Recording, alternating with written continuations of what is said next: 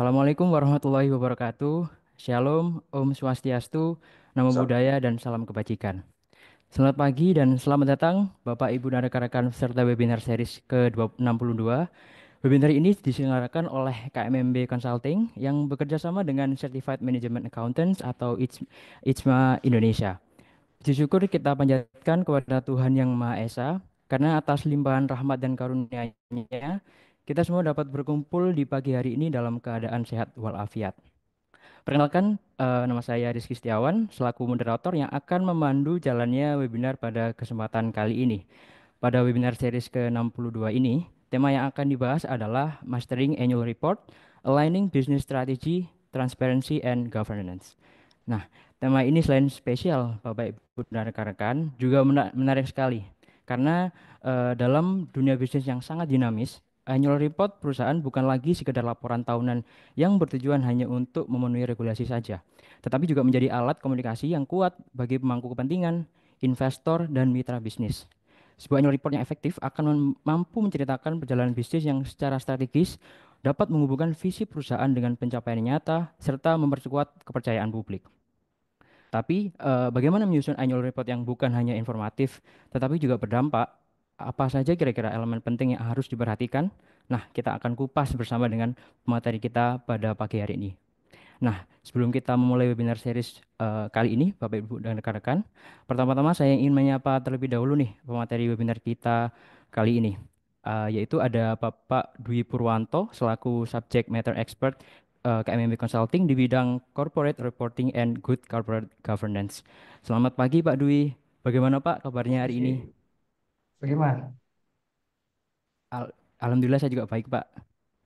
Baik, sebelum memulai Ya, sesi webinar pada pagi hari ini, saya ingin menghimbau kepada Bapak Ibu dan rekan-rekan untuk dapat menyalakan kamera atau on cam agar sesi webinar dapat berlangsung secara interaktif. Dan juga kepada Bapak Ibu, jika memiliki pertanyaan maupun pendapat yang ingin didiskusikan terkait materi yang akan disampaikan nantinya, dapat mengirimkan pertanyaannya melalui kolom chat Zoom atau juga dapat menyalakan mikrofon apabila ingin berinteraksi dengan pemateri kami. Baik, tanpa perlu berlama-lama lagi, langsung saja kita dengarkan penyampaian oleh pemateri kita. Untuk Pak Dwi, waktu dan layar kami persilahkan Pak. baik Mas Rizky. Terima kasih Mas Rizky, Pak Badawi, Mbak Ninda. Izin untuk share ini ya Mbak ya, PPT-nya.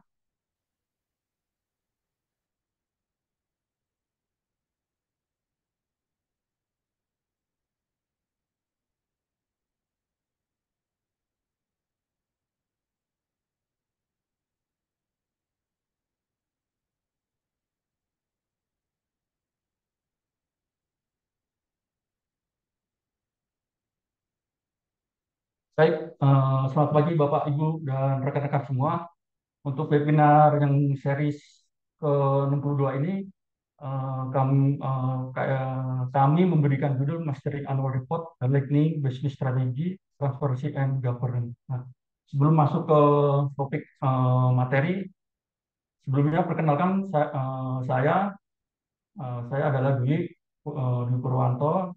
Di KMMB ini saya sebagai subject matter expert Good Corporate Governance di KMMB. Nah, salah satu tanggung jawabnya saya adalah sebagai project leader eh, terkait jasa GCG, terutama terkait assessment GCG, substructure GCG, penyusunan annual report, dan sustainability report dan jasa lain terkait GCG.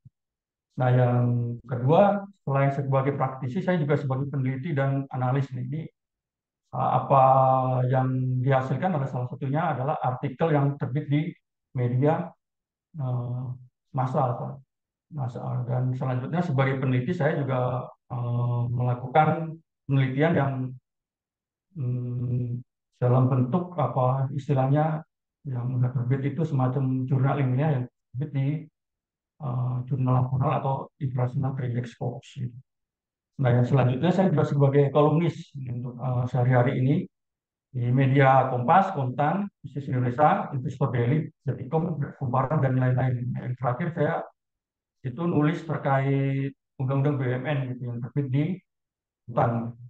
Ya, nah, selanjutnya saya juga sebagai pengurus Ikatan Akuntansi Indonesia, Ikatan Akuntan Indonesia, wilayah Banten, bidang penelitian, pengembangan, dan pengabdian masyarakat. Ini salah satunya saya sebagai penanggung jawab dalam eh, review gitu. Jadi eh, YAI wilayah Banten ini memiliki penerbit jurnal. Nah, saya jika ada eh, rekan-rekan kami yang dari dosen ingin mengajukan artikel jurnal ilmiah bisa masuk ke jurnal YAI wilayah Banten ini. Nah, saya di situ sebagai reviewernya gitu. Nah, yang terakhir adalah saya juga sebagai penulis buku Good Corporate Governance di BUMN. Dalam hal ini teori dan prakteknya ini. Nah, ini kalau untuk buku sebenarnya saya nggak jual secara komersil ya gitu. Cuma kalau emang nanti saya dapat klien atau dapat proyek terkait jasa AR atau SR dan GCG, biasanya kami nanti akan atau ini akan kami bagi-bagikan gitu. Berapa terkait untuk direktur yang bertanggung jawab di GCG atau pejabat satu level seperti sekretaris perusahaan. Nah, nah, ini salah satunya Bapak Ibu. Artikel yang sudah terbit di jurnal di apa namanya media massa itu yang ada salah satunya bicara terkait GCG, annual report, eh, apalagi terkait gratifikasi, WBS gitu. Dan kami juga dan saya juga membahas terkait sustainability report ya terkait gender dan ESG itu yang terbit di Kompas. Nah, sementara itu terkait uh, jurnal ilmiah saya juga sudah terbit di jurnal KPK yaitu jurnal integritas dan dan jurnal terindeks Scopus Q1 ya salah satunya jurnal Sustainability Economic dan Pragmatic gitu. Nah, terkait buku ya ini cover dari saya Bapak Ibu sekalian. Nah, ini tidak diperjualbelikan tapi kemarin ada yang menghubungi saya gitu bahwa buku itu sebagai buku wajib di salah satu fakultas trilogi gitu di daerah Kalibata Jakarta Selatan. Baik, cukup sekian dari perkenalan dari saya. Selanjutnya masuk ke materi. Nah, topik pembahasan kali ini terdiri dari empat Bapak Ibu. Nah, pertama terkait latar belakang masalah. Kedua, pengertian dan tujuan penyusunan annual report. Nah, yang ketiga adalah hubungan annual report dan GCG. Yang terakhir adalah aspek GCG dalam annual report. Lalu, apa latar belakang perusahaan menulis atau menyusun annual report? Nah, di sini kenapa perusahaan menyusun annual report adalah itu sebagai untuk memenuhi ketentuan regulasi. Nah, kalau untuk BUMN ini diatur dalam pasal 221 Permen BUMN nomor Per 2 MBU garing 03 2023 Pak, yang menyatakan bahwa perusahaan wajib menyampaikan laporan tahunan kepada groups gitu paling lambat 5 bulan setelah tahun buku berakhir. Ini agak ini juga nih kalau di SK 16 ini 6 bulan, kalau di Permen 2023 ini 5 bulan gitu. Nah, jadi eh, tiap tahun itu istilahnya perusahaan tidak hanya menyusun laporan triwulan, manajemen dan manajemen tahunan, tapi juga memiliki kewajiban untuk menyusun laporan tahunan atau annual report. Nah, yang kedua adalah laporan tahunan ini berfungsi untuk meningkatkan transparansi dan akuntabilitas. Melalui laporan ini, perusahaan dapat menunjukkan keterbukaan dalam keuangan atau operasional sehingga pemegang saham, masyarakat, investor mendapatkan gambaran yang jelas mengenai kinerja perusahaan. Yang ketiga, penyusunan annual report ini juga bertujuan untuk meningkatkan kepercayaan publik dan investor.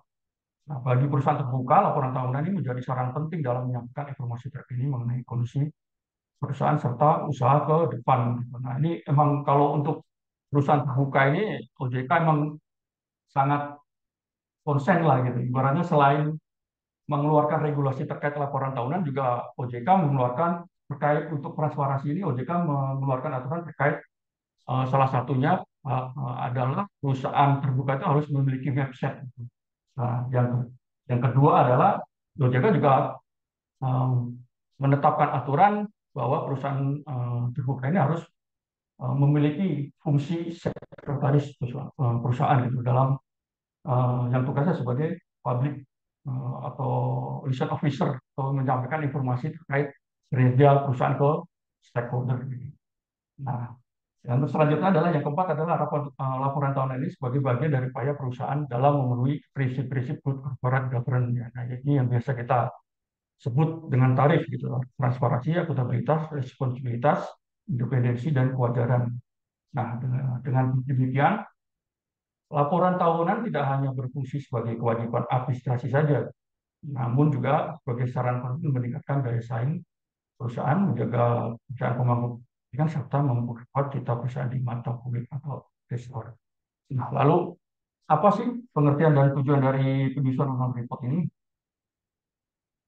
Nah, jadi annual report ini atau laporan tahun ini merupakan dokumen yang memuat perkembangan dan pencapaian yang berhasil diraih oleh perusahaan dalam satu tahun. Ini disusun sebagai bentuk transparansi dan akuntabilitas atas pelaksanaan kegiatan perusahaan selama periode tersebut. Sementara untuk perusahaan terbuka ini sebagai tanggung jawab direksi dan dewan komisaris dalam menjalankan fungsi pengelolaan dan pengawasan terhadap perusahaan selama satu tahun hukum. Nah, ini laporan tahunan ini wajib juga dilaporkan terus dan sesuai ketentuan yang ada di POJK nomor 29 garing POJK titik 04 2016. Apa tujuan dari penyusunan annual report adalah meningkatkan keterbukaan informasi, lalu menjadi sumber dokumentasi komprehensif terkait kinerja perusahaan selama setahun, dan menyampaikan informasi secara akurat, seimbang dan relevan dengan cara yang mudah diakses. Nah, diakses ini biasanya ini karena annual report di ibaratnya di publish di website ya, kadang akan memudahkan publik atau investor dalam mengakses. Jadi nggak perlu hadir ke perusahaan, itu cukup bisa ngeklik dari website, akhirnya bisa melihat kinerja perusahaan tersebut.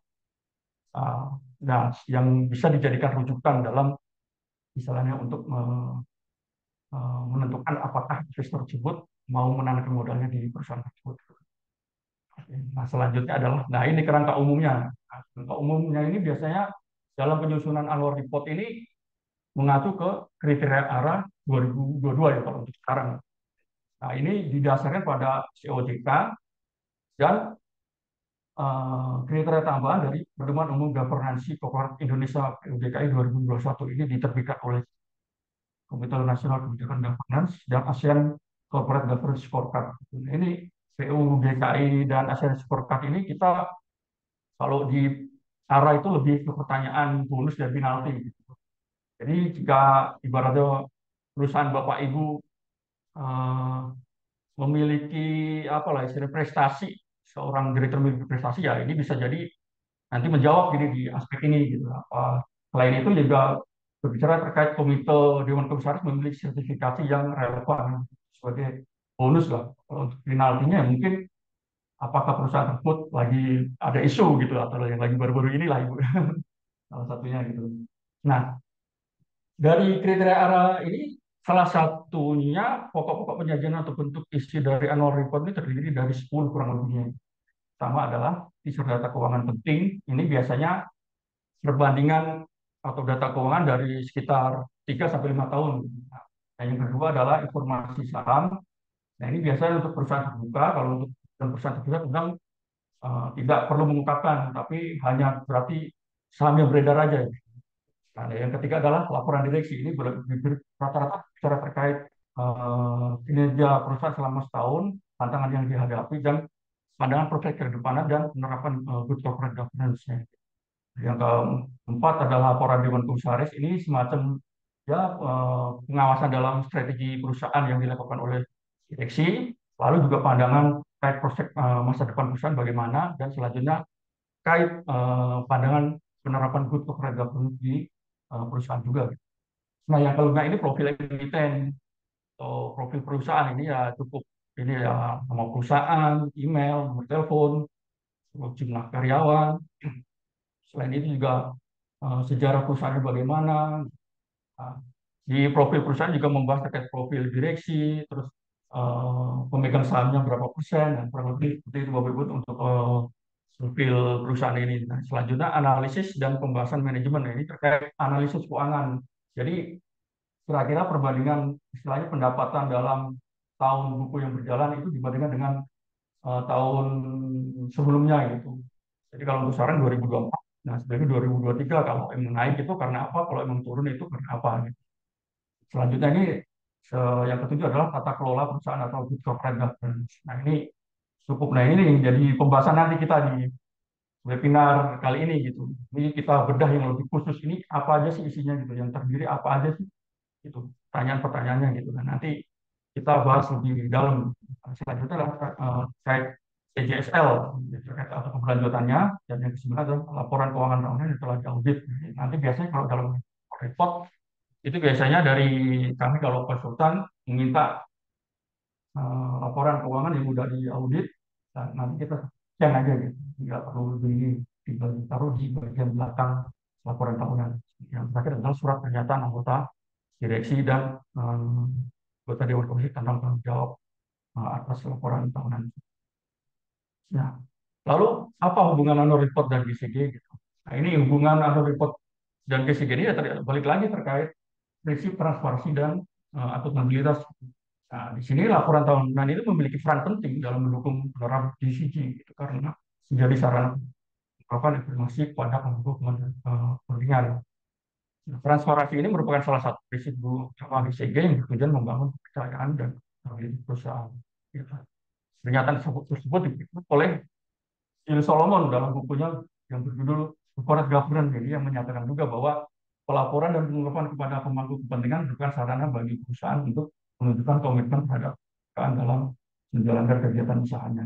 Nah, selain itu dalam kaitan dengan GCG ya terdapat dua komponen dasar yang penting gitu, yaitu terbukaan penuh atau full disclose dan berada direksi serta auditor independen. Nah, dua komponen ini tujuan untuk memastikan bahwa informasi yang disampaikan perusahaan merupakan data yang benar, wajar, dan layak. Jadi demikian, dengan demikian laporan keuangan ini tidak tercerminkan kinerja perusahaan keuangan saja, tetapi juga menjadi bagian penting dari upaya perusahaan dalam penerapan good corporate governance secara keseluruhan. Nah, lalu apa pengertian dari DCG gitu kan? Nah, ini sebelum kita bicara DCG itu, kita harus tahu istilah governance ini. Governance itu berasal dari kata governance, bukan nggak benar ya governance. Governance dari bahasa Prancis ini. Ini istilahnya itu kalau ini sebagai ibaratnya steer ya. Jadi mengendalikan. Nah, cuma kalau di webinar kali ini saya membahas bahwa governance ini belum memiliki pandan yang tepat dalam bahasa Indonesia. Nah, istilah yang dianggap paling mewakili adalah tata kelola. Meskipun perlu dibedakan dengan istilah manajemen. Dulu saya jadi konsultan ini kalau ditanya ini governance BCG ini mata kuliahnya apa gitu. Nah, ternyata setelah beberapa tahun ini ternyata ada Bu, Bapak Ibu sekalian, itu kalau good corporate governance ada di S1 UI.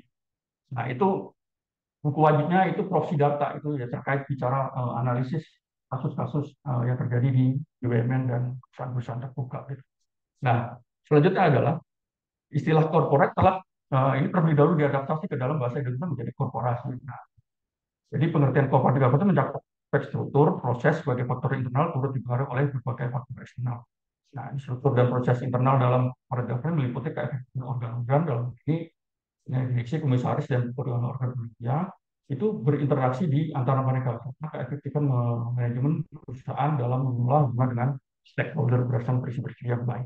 Nah, sementara itu menurut BPKP, istilah good dalam good corporate governance dirumuskan dengan pendekatan sebagai berikut, yaitu pertama adalah dapat lintas atau acceptable, mematuhi peraturan perundang-undangan, obey the law, dan mampu memberikan nilai tambah bagi pelaku maupun pihak lain yang terdampak.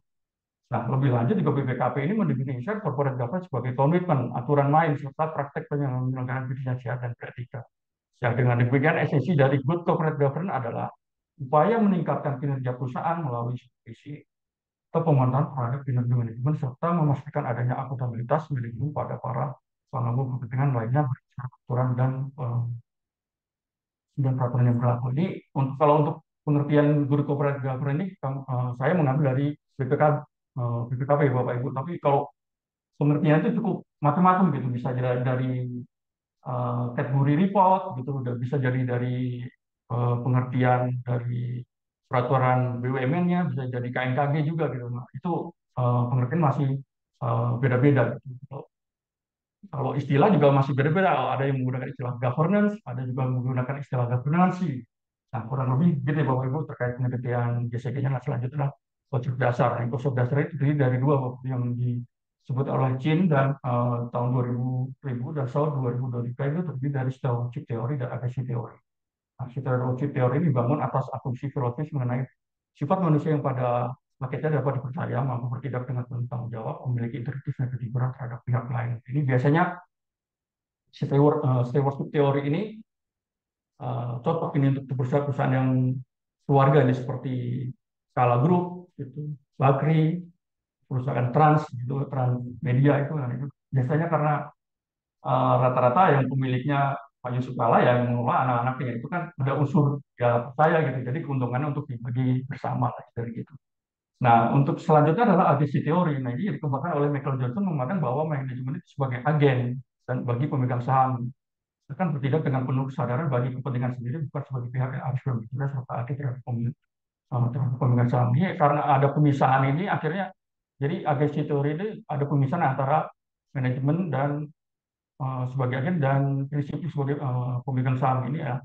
Dengan adanya pemisahan ini itu akhirnya keluar agensi cost. Agensi cost ini adalah agensi yang kayak apa biaya yang dikeluarkan oleh dari pemegang saham untuk mengawasi manajemen dalam mengelola perusahaan ini biasanya dalam bentuk membentuk SPI, membentuk SOP, dan membentuk komisaris salah satu gitu.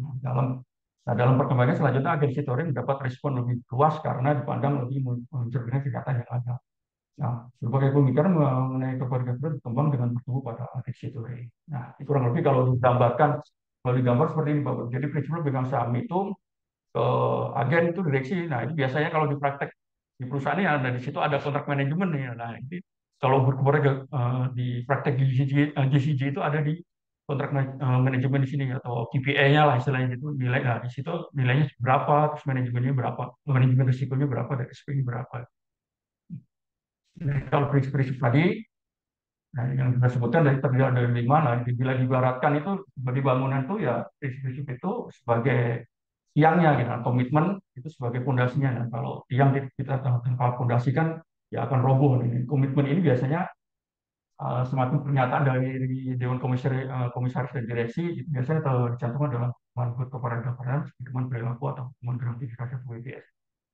Nah, tapi kalau digambarkan seperti ini Bapak Ibu, nah, laporan tahunan ya tadi prinsip transparansi dan accountability gitu. Nah, itu terlibat dalam melaksanakan proses pengambilan keputusan dan mengungkap informasi material serta relevan mengenai ini kan bisa melalui no report atau melalui website perusahaan gitu. Nah, sementara kalau akuntabilitas itu kejelasan fungsi struktur sistem penanggung organ, nah, tanggung jawaban organ itu biasanya nanti kalau di annual report itu ya tadi laporan sidang dewan komisaris itu dalam setahun itu melakukan apa saja gitu.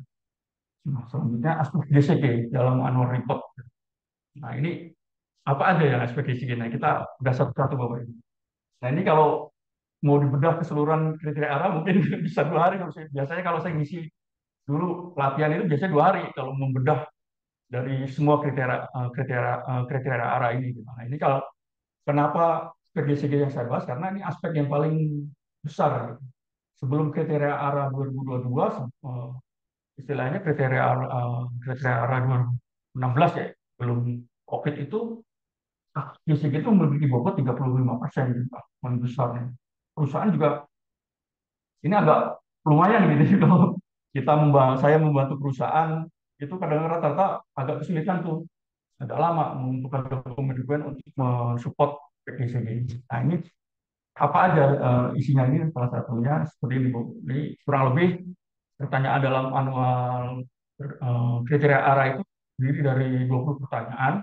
Nah, nanti kita akan bahas satu-satu. Yang pertama adalah terkait pengumpakan terkait RUPS. Nah, ini muatannya terdiri dari informasi mengenai keputusan RUPS pada tahun buku dan 1 tahun sebelumnya. Ini membahas gitu bahwa RUPS itu tahun 2024, kita nyusun tahun 2024 ini ya, itu terrealisasi nggak gitu, semacam tujuan anual, persetujuan terhadap laporan tahunan dan laporan keuangan, bahwa gitu, terus persetujuan terhadap gaji Dewan Komisaris dan Direksi, terus persetujuan terhadap penggunaan laba dan dan penunjukan AP yang akan mengaudit laporan keuangan pada tahun yang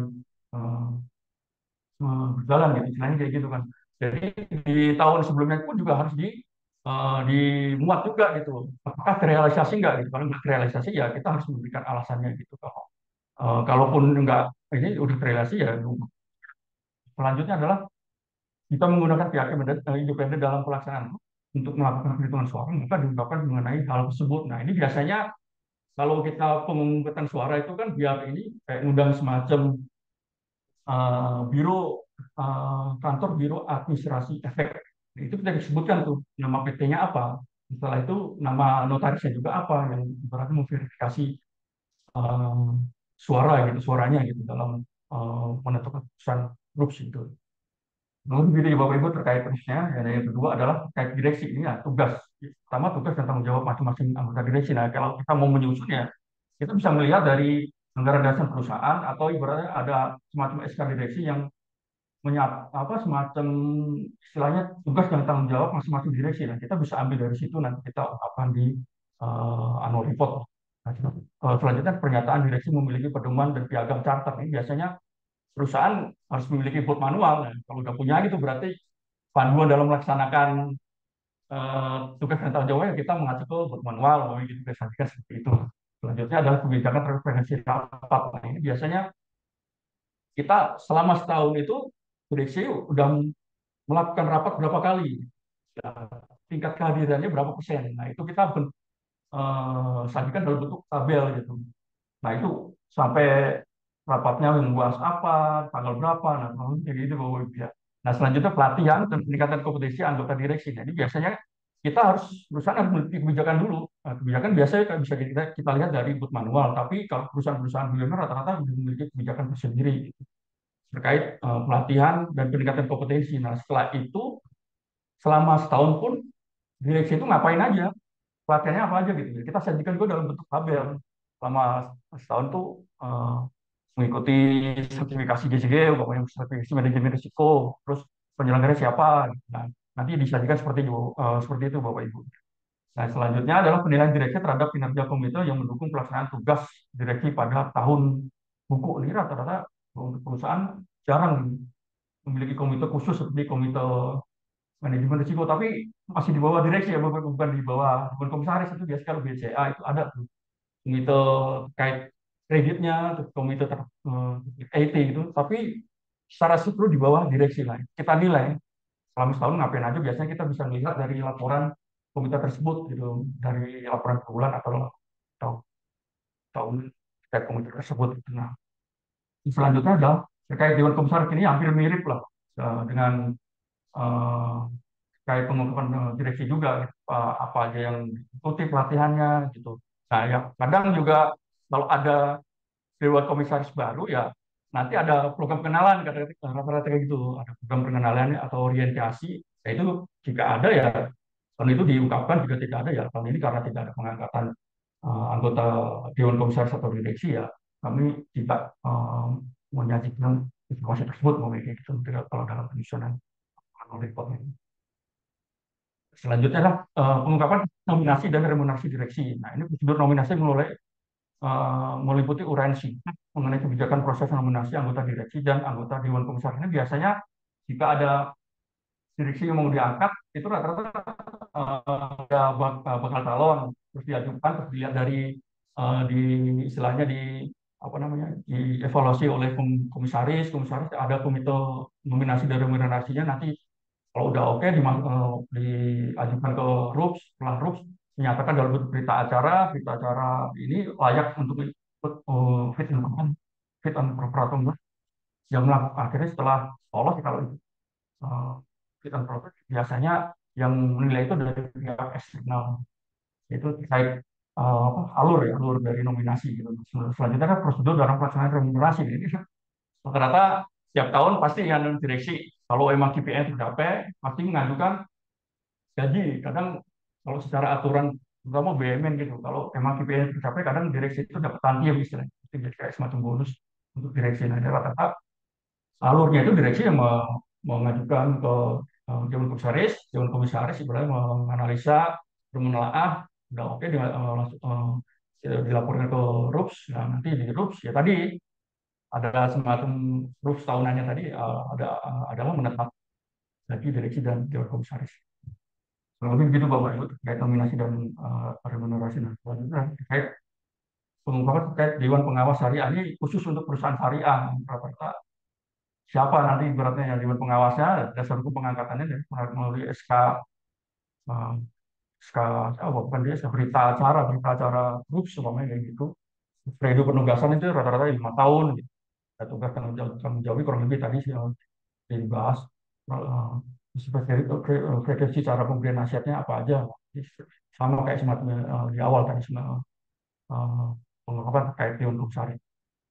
Nah, selanjutnya adalah pengungkapan terkait komite audit. Nah, ini hampir sama nih terkait nama, jabatan, jabatan itu usia, keluarga negara, riwayat pendidikan, S2 maunya di luar negeri, maunya terus riwayat jabatan pernah kerja di Big Four, mau itu terus periode masa jabatan kalau komite audit itu biasanya sama dengan periode jabatan Dewan Komisaris, terus pernyataan independensi biasanya terkait tidak memiliki eh, benturan kepentingan lah dalam ini tidak sebagai komite audit tidak boleh memberikan jasa karena memiliki kantor KAP dia KAP itu tidak boleh memberikan jasa ke perusahaan komite audit tersebut sebagai organnya gitu berarti itu nggak boleh ngasih jasanya.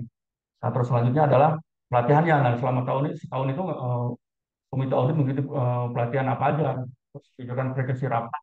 Nah, ini rapat juga nah, berapa kali, istilahnya minimal 1 kali dalam bulan itu kita ungkapkan nanti dalam buku. Selanjutnya pelaksanaan kegiatan komite audit pada tahun buku. Nah ini ya ini terus pelaksanaan kegiatan komite audit nih biasanya pelaksanaan kegiatan komite audit ini biasanya terkait laporan dibentuk laporan triwulan atau laporan tahunan komite audit.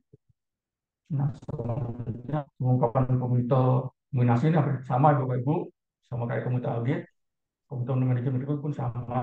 Nah ini yang ke-9 adalah terkait sekretaris perusahaan. Nah, ini nama, domisili, dasar hukum pengangkatan ini berasal dari SK direksi gitu, terus riwayat pendidikannya, pelatihan peningkatan kompetensi diikuti gitu. Dan pelaksanaan tugas sekretaris perusahaan ini biasanya dalam bentuk Gitu. Dia kan laporan polisi angin sekretaris kan. Berarti dia dalam kan aset bentuk ada juga manajemen nongkrong atau sebenarnya. ini. Yang ke-10 adalah audit internal. Ini kepala auditnya itu biasanya strukturnya di bawah direktur utama gitu, nggak boleh di bawah direksi. Nah, itu kualifikasi harus memiliki sertifikasi PA, memiliki itu BCE, sertifikat akuntan, memiliki itu. Terus pelatihan diikuti juga hampir mirip lah. Nanti yang penting ber, eh, by dokumen kalau kita sajikan aja gitu. Kalau nggak ada ya kan memang belum memiliki. Kayak catnya juga.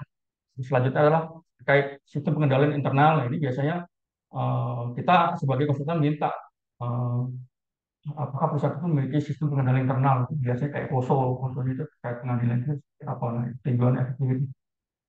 Terus selanjutnya tinjauan aktivitas sistem pengendalian internal itu biasanya nanti diaudit oleh SPI gitu lah. Kita minta audit tersebut nah itu bisa jadi produknya. Selanjutnya pernyataan direksi incorrect dan tentukan sistem pengendalian internal lain. Biasanya ada di annual report sebagai pernyataan direksi yang bertanggung jawab terhadap laporan. Selanjutnya adalah sistem manajemen risiko. Sistem manajemen risiko ya itu perusahaan memiliki uh, manajemen risiko, terus jenis risiko apa aja gitu di situ. Nah, terus efektivitasnya bagaimana? Nah, kadang itu ya nanti kalau efektifnya dinilai Nggak boleh oleh lihat SPI, kisarannya pernyataan dibandingkan direksi dengan yang lain. Ya, berarti ini terkait itu harganya gitu lebih kan. tinggi dibanding yang lain. Ya, dari bocor. Ya, selanjutnya adalah terkait sanksi. Nah, ini sanksi. Nanti biasanya kalau terkait cara penting ya di Dewan Komisaris, sanksi pelanggaran hukum terkait perburuan, tenaga kerja kepailitan Fiturnya kepercayaan dan semuanya. lingkungan. Sanksi administratif pajakan seperti denda, bunga atau keterlambatan atau ketidakpatuhan pajak dan lain-lain.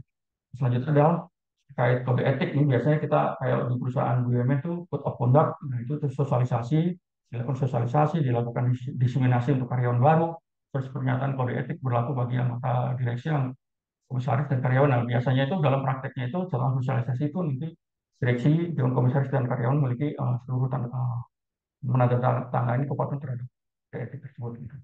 Dan selanjutnya adalah kemudian mengenai kebijakan pengungkapan informasi ini untuk perusahaan terbuka ya, Pak. Kalau perusahaan tidak terbuka, Parkirnya paralel, misalnya bisa bukan. langsung sama ini bisa. Terus yang keduanya terkait YPS, ini penyampaian laporan pelanggaran, perlindungan pelapor, penanganan pengaduan, pihak yang mengelola pengaduan. Nah, ini kalau untuk BUMN yang risknya tinggi gitu, itu biasanya pengelola pengaduan ini dari eksternal. Ini dulu pernah ini ada di perusahaan Palladium 4.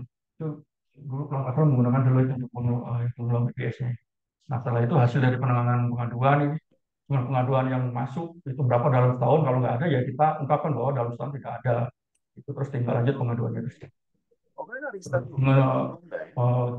Sore selanjutnya adalah mengenai kebijakan akuntansi, terus program prosedur yang dilakukan, pelatihan sosialisasi korupsi ini seperti itu Ini harusnya ya sama. apa ya Apa namanya? banner segala macamnya gitu terkait nggak boleh mengasih gratifikasi nah, semacam itu. Nah, selanjutnya adalah yang terakhir ya, ini terakhir adalah penutupan terkait konfigurasi perusahaan dengan kebijakan kompleks dan lain-lain. Selain itu sebenarnya untuk perusahaan terbuka, tapi kalau untuk perusahaan yang lain biasanya dalam setahun itu perusahaan udah di assessment belum menggunakan kriteria atau indikatornya dari SK16 ataupun udah cabut atau asset scorecard atau menggunakan dari KNKG, versi KNKG atau dari SEO OJK-nya gitu. Nah, dari situ nanti kan ada semacam temuan lah itu berarti tidak lanjut atau belum kalau udah tidak lanjut tidak kita wajib menyajikan juga di dalam laporan tahunan bagian dari aspek itu. Nah, Bapak Ibu kurang lebih seperti itu Bapak Ibu dari aspek GCG yang ada di annual report dari saya cukup presentasi dari saya dan saya mengucapkan terima kasih. Saya selanjutnya saya serahkan kembali ke Mas Rizky. Silakan Mas.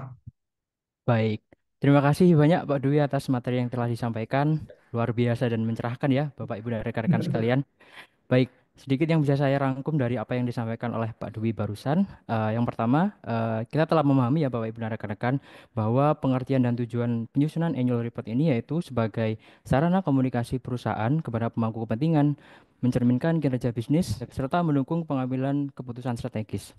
Kemudian, laporan tahunan yang baik harus tentunya juga mencerminkan prinsip-prinsip GCG atau Good Corporate Governance yang ada, yang berlaku seperti itu. Dan dengan penyerapan GCG yang kuat, perusahaan tidak hanya memenuhi regulasi, tetapi juga membangun kepercayaan publik dan daya saing secara jangka panjang. Nah, dengan pemahaman-pemahaman ini, Bapak Ibu dan rekan-rekan, kita dapat semakin paham nih bahwa annual report bukan sekedar dokumen yang formal, tetapi juga cerminan strategi dan komitmen perusahaan terhadap transparansi serta tata kelola yang baik. Baik, itu tadi sesi penyampaian materi yang sangat insightful dari pemateri kita Pak Dwi Purwanto. Nah, tapi sebelum itu, Bapak Ibu dan rekan-rekan, sebelum memasuki sesi tanya jawab, kita akan mengambil break sejenak ya, sekitar 2 sampai 3 menit. Nah, selagi Bapak Ibu mempersiapkan diri, ada beberapa hal yang ingin saya sampaikan. Eh, yang pertama, mengingatkan kembali kepada Bapak, Ibu, dan rekan-rekan yang belum mengisi link absensi kehadiran. Silahkan mengisi link absensi kehadiran yang telah dikirimkan oleh tim kami, dikarenakan sertifikat yang akan dibagikan setelah Bapak, Ibu, dan bergabung pada WhatsApp grup KMMB Webinar Series dengan mengisi link absensi tersebut. Selanjutnya, kepada Bapak Ibu yang memiliki pertanyaan maupun pendapat yang ingin disampaikan terkait materi yang telah disampaikan oleh Bapak Dwi Purwanto, dapat mengirimkan pertanyaannya melalui kolom chat Zoom yang akan kita ambil pertanyaan-pertanyaan yang dari urutan teratas. Dan apabila Bapak Ibu ingin berinteraksi juga kami persilahkan untuk menyampaikan secara langsung. Nah, terakhir untuk Bapak Ibu dan rekan-rekan agar tidak tertinggal informasi seputar webinar series yang akan kami selenggarakan di setiap Jumat minggu depan, Bapak Ibu dapat memfollow dan subscribe akun-akun sosial media KMMB Consulting, yaitu pada Instagram dan TikTok KMMB di @kmmb_consulting. Untuk YouTube-nya KMMB Consulting dan website kmmb.co.id. Sekian yang dapat saya sampaikan pada sesi break kali ini. Eh, kita bisa lanjutkan ya, Bapak Ibu dan rekan-rekan, untuk kita dapat melanjutkan sesi tanya jawab. Baik, ini sudah ada beberapa nih, Pak Dwi, sudah sangat bersemangat nih untuk bertanya dan untuk lebih mengcross-check pemahaman ya, apa yang disampaikan oleh Pak Dwi. Ya, yang pertama ini ada Pak Andri. Mungkin dari Pak Andri, apakah ingin menyampaikan secara langsung Pak kepada Pak Dwi? Atau mungkin saya bacakan saja.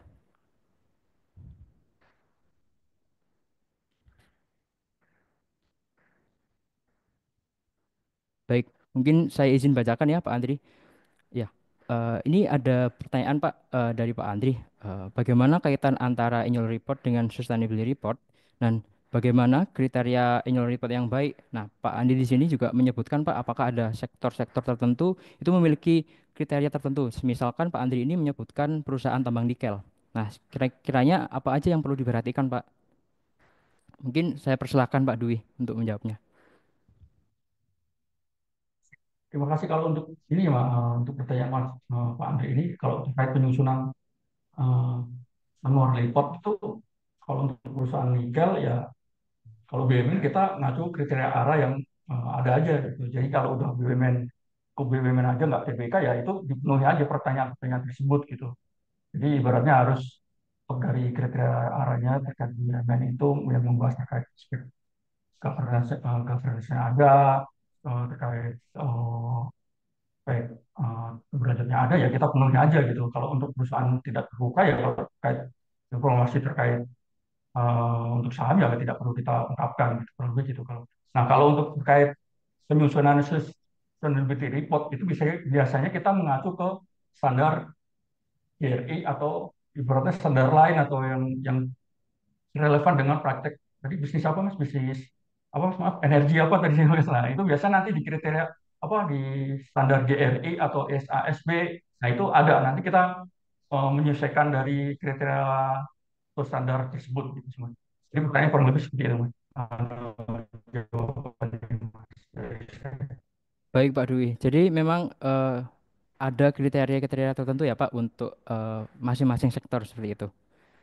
Ya. Baik, terima kasih Pak Dwi atas jawaban yang telah diberikan. Ya, Ya. Iya Pak. Baik, terima kasih Pak Dwi atas jawaban yang telah diberikan. Terima kasih juga Pak Andri atas pertanyaannya. Baik, kami lanjutkan. Yang selanjutnya ada pertanyaan dari Bu Dewi Arimbi. Untuk Bu Dewi, apakah ingin menyampaikan secara langsung Bu? Atau saya bacakan saja? Baik, saya izin bacakan ya, Bu. Jadi ada pertanyaan dari Bu Dewi Arimbi, Pak Dwi.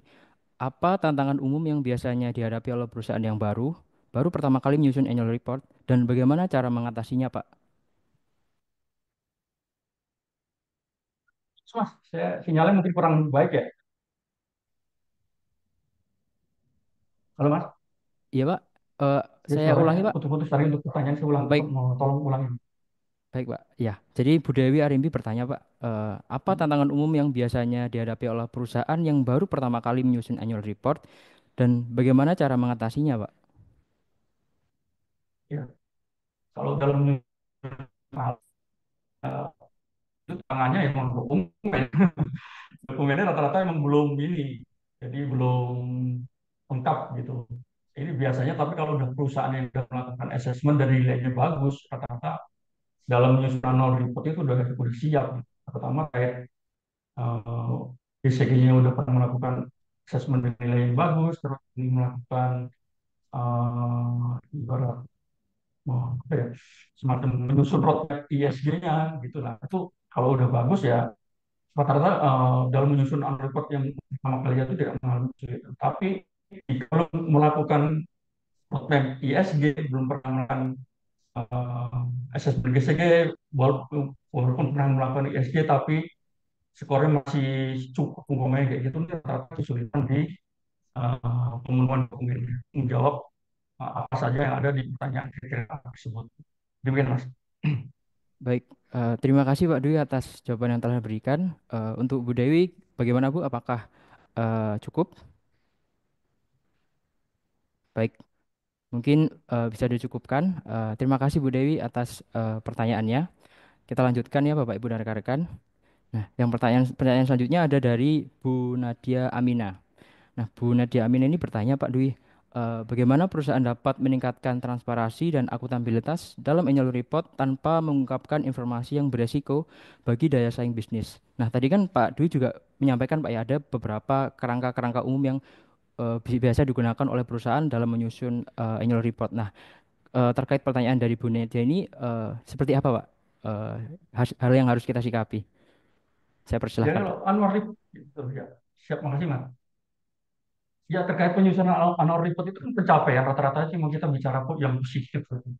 Tapi kalau kita ibaratnya dalam setahun tidak target tidak tercapai, nah di situ kita juga ibaratnya harus ngasih eh, ngasih ibaratnya apa ya, ngasih narasi gitu, narasi bahwa kita itu udah ada upaya untuk mencapai tersebut gitu, gitu kan. Jadi walaupun kita tahun ini ibaratnya rugi gitu, itu ada sah-sah aja, tapi bisa bisa jadi ada kita perlu diungkapkan juga, tapi dengan dengan syarat kita juga ibaratnya mengasih semacam apa ya, narasi tadi bahwa kita udah upaya ada upaya untuk mencapai target pendapatan tersebut, umpamanya gitu. Nah, kalau terkait apa ya, transparansi, transparansi kan ibaratnya ya jangan kita bicara transparan, tapi ya jangan sampai telanjang juga kan. Kalau untuk perusahaan kan ada semacam ada kebijakan terkait kan informasi. Jadi apa aja yang informasi yang untuk publik, terus untuk rahasia, terus untuk semi publik, ya itu kan ada. Berarti kan di perusahaan ada kriteria-kriteria dokumen atau informasi khusus yang harus diungkapkan dalam annual report gitu. Dan kriteria arah sendiri kalau ibaratnya sifatnya yang itu rahasia perusahaan kan tidak ada pertanyaan untuk itu juga gitu. Rata-rata gitu sih. Yang penting kita patuh terhadap kriteria arah aja, ya penuhi aja itu. Tapi kalau ada ibaratnya prestasi-prestasi yang bagus dalam satu tahun, ya kita ungkapkan untuk biasanya untuk menjadi nilai tambah untuk juri arahnya. Demikian Mas. Hmm. Baik, terima kasih Pak Dwi atas jawaban yang telah diberikan. Untuk Bu Nadia Amina, bagaimana Bu? Apakah sudah menjawab? Baik, semoga menjawab ya Bu. Baik, kita lanjutkan Bapak Ibu dan rekan-rekan. Pertanyaan dari Pak Arif Wijaya. Untuk Pak Arif, bagaimana Pak? Apakah ingin menyampaikan secara langsung kepada Pak Dwi? Baik, saya izin bacakan ya Pak.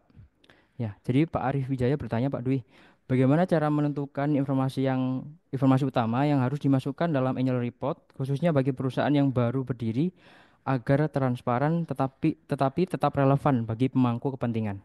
Tadi mungkin sudah disampaikan Pak ya di awal. Ya, Mungkin hampir sama tadi pertanyaan itu, hampir mirip iya, gitu. iya Pak. Jawaban yang sebelumnya. Apakah Ya, ingin ditambahkan Pak? Seperti itu. ya cukup lah, kurang lebih kayak gitu sih ya.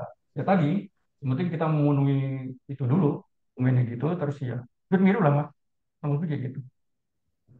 Baik, semoga untuk Pak Arif dapat dipahami ya Pak apa yang telah disampaikan untuk tadi yang disampaikan oleh Pak Dwi. Baik, terima kasih Pak Dwi atas jawabannya. Selanjutnya ada Pak Roni Atmaja. Untuk Pak Roni Atmaja, apakah ingin menyampaikan secara langsung Pak? Baik, saya izin bacakan ya Pak. Pertanyaannya dari Pak Roni, apakah ada acuan best practice baik nasional maupun internasional yang dapat dijadikan referensi bagi perusahaan yang baru menyusun annual report pertama kali, Pak? Ya, itu Mas. Untuk pertama kali ya kita ini aja, kalau kita perusahaan terbuka, dari perusahaan BUMN ya kita awal-awal itu bisa mengacu SK16 tuh. Tapi kan SK16 sudah cabut. Kan mau nggak mau kalau kita ngacu ke Per 02 MBU 2023 itu kan cuma apa yang perlu diungkapkan masih sedikit banget gitu. Nggak segamblang seperti kriteria arah ya. Kalau menurut saya rujukannya ya kriteria arah, arah aja dulu gitu. Jadi nanti kita bikin checklist apa aja yang kita udah punya kita sajikan. Belum ada kan bisa ditindaklanjuti untuk tahun depan begitu. Begitu. Baik, terima kasih Pak Dwi atas jawabannya. Semoga menjawab ya Pak Roni Atmaja. Baik, selanjutnya ada dari Bu Dalina Chandra. Untuk Bu Dalina Chandra, apakah ingin menyampaikan secara langsung Bu kepada Pak Dwi?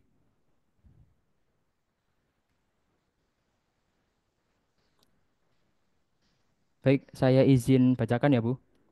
Ya, Bu Dalina bertanya, Pak, bagaimana cara mengoptimalkan visualisasi data dalam laporan tahunan untuk membuat informasi lebih mudah dipahami oleh pembaca atau mungkin pemangku kepentingan ya, Pak, yang terkait.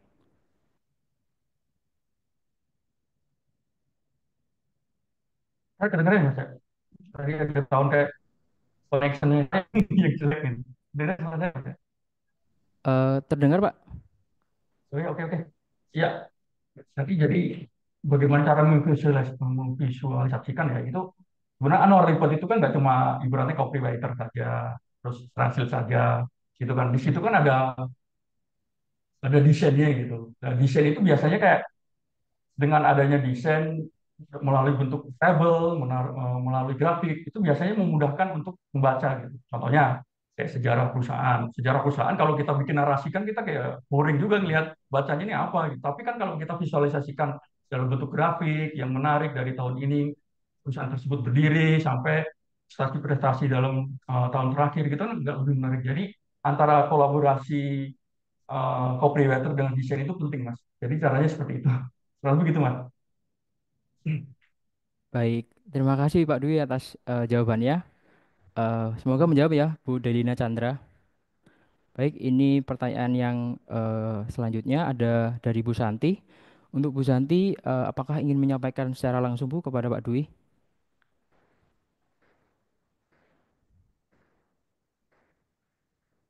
Baik, saya coba bacakan saja ya Bu.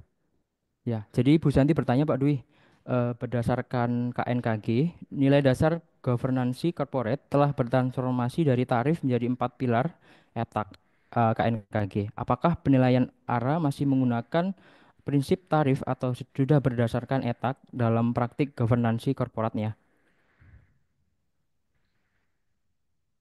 Mas.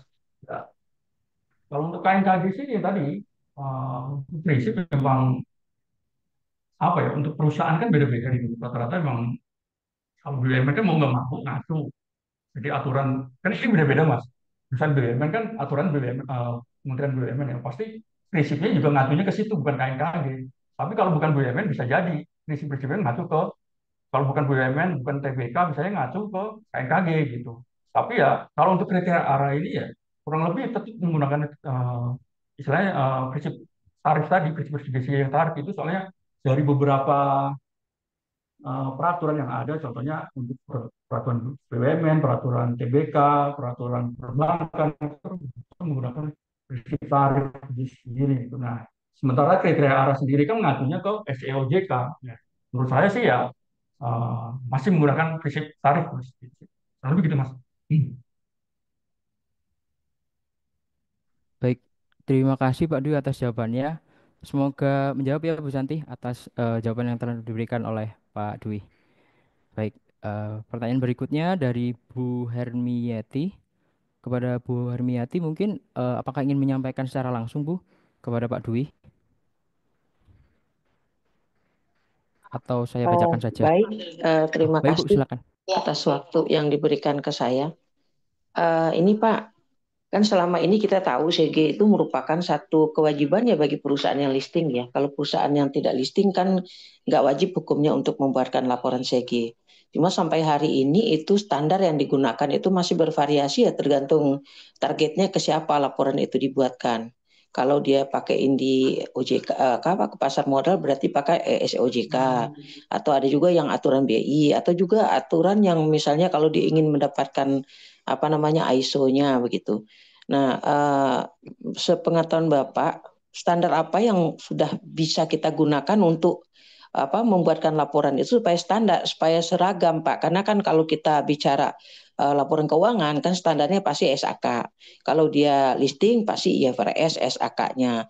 Kalau dia apa namanya tidak listing Pak, mungkin pakai etap gitu. Kalau dia syariah ya mungkin SAK syariah. Terima kasih, Pak.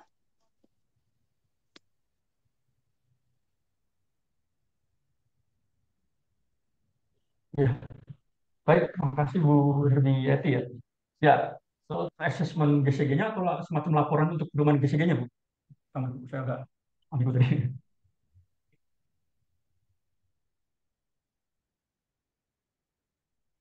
Ya, Bu Herdi. Jadi ini untuk laporan corporate governance ya, Bu, ya, karena ini perusahaan terbuka ya, Bu, ya?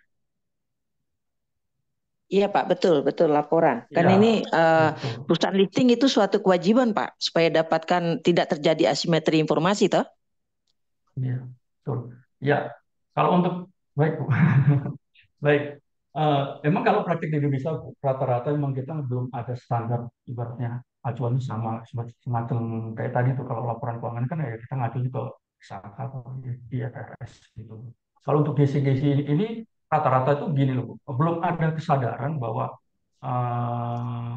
ya tadi saya ibu bilang juga kan bahwa ini kalau perusahaan swasta itu karena tidak ada aturan ya kita tidak menyusun gitu.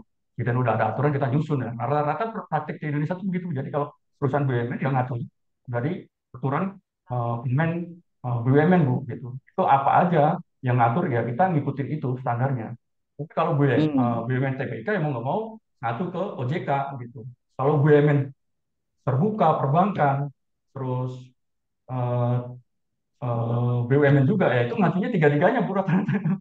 Jadi aturan BUMN juga kita penuhi, aturan OJK terkait perusahaan juga kita penuhi juga dan peraturan terkait OJK perbankan juga kita penuhi juga gitu. Ya rata-rata seperti itu Bu. Jadi selama itu ada aturan ya kita ngajunya ke aturan tersebut. Jadi belum ada seragaman aturan atau standar. Nah, terima kasih Bu.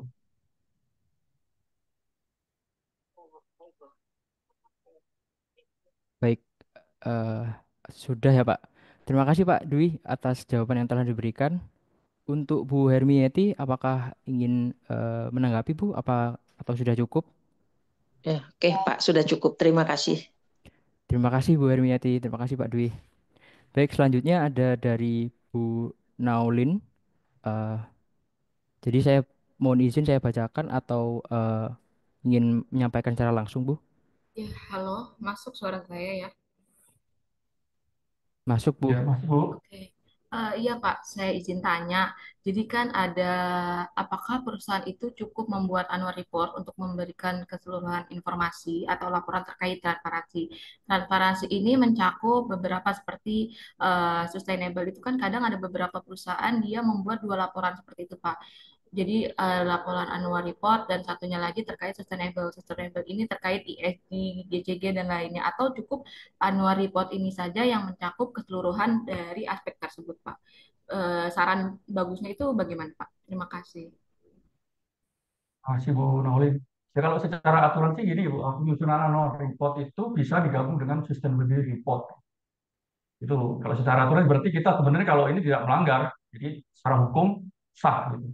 Cuma kalau kita mengikuti arah Bu, kayak kemarin contohnya BCA juaranya gitu, itu dipisah mau nggak mau karena kriteria arah terkait keberlanjutan itu kan cukup banyak pertanyaannya gitu. Itu hampir semacam satu buku sendiri terkait laporan keberlanjutan. Ya, mau nggak mau itu dipisah.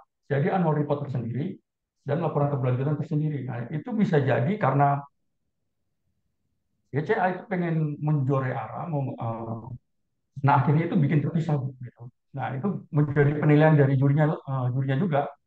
Dengan adanya dua laporan yang terpisah itu bisa jadi nilai lebih gitu. Nah, tapi ya tidak ada salahnya juga jika emang secara aturan aja kalau digabung pun nggak masalah gitu. Nah, beberapa klien yang kami handle juga ada beberapa kemarin Bu, saya menyarankan tuh si MB ini gagal kemarin juara ARA juara umum gitu kan ada beberapa. Cuma itu kemarin kalau pengen menang emang bisa.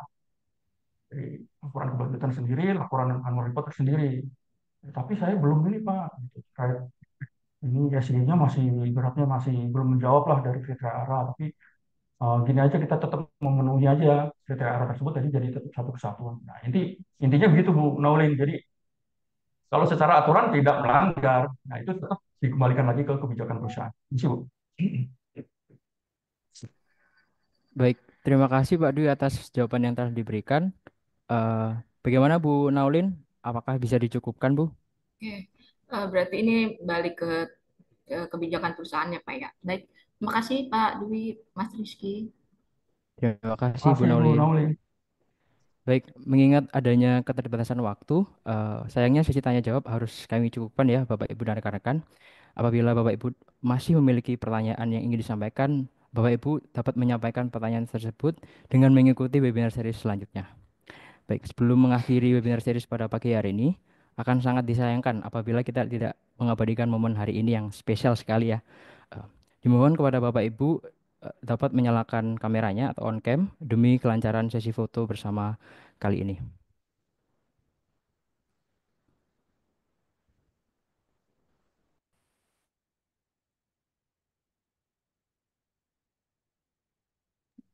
Saya izin memulai ya Bapak Ibu. Dari slide yang pertama. Satu, dua, tiga. Slide yang kedua. Satu, dua, tiga. Slide yang ketiga. Satu, dua, tiga. Slide yang terakhir. Satu, dua, tiga. Baik, terima kasih Bapak Ibu dan rekan-rekan. Baik, sebelum menutup, saya mau izin mengingatkan kembali kepada Bapak Ibu dan rekan-rekan semuanya agar tidak tertinggal informasi untuk mengikuti webinar series berikutnya. Bapak Ibu dapat memantau dan mengunjungi akun-akun sosial media kami di KMMB Consulting. Baik, untuk menutup, kami ucapkan terima kasih kepada tim yang bertugas dan juga terima kasih banyak kepada Pak Dwi Pak karena telah berkenan untuk Ya, menyampaikan materi dan berdiskusi, ya Mas, sama Mas. berdiskusi dengan para peserta webinar Seru, pada seru, series seru. kesempatan kali ini. Iya. Kami juga ucapkan kepada Bapak Ibu terima kasih karena telah mengikuti webinar dari awal hingga akhir. Semoga dari ilmu yang disampaikan oleh Pak Dwi Purwanto pada kesempatan kali ini dapat bermanfaat untuk Ibu dan Bapak Ibu dan rekan-rekan sekalian.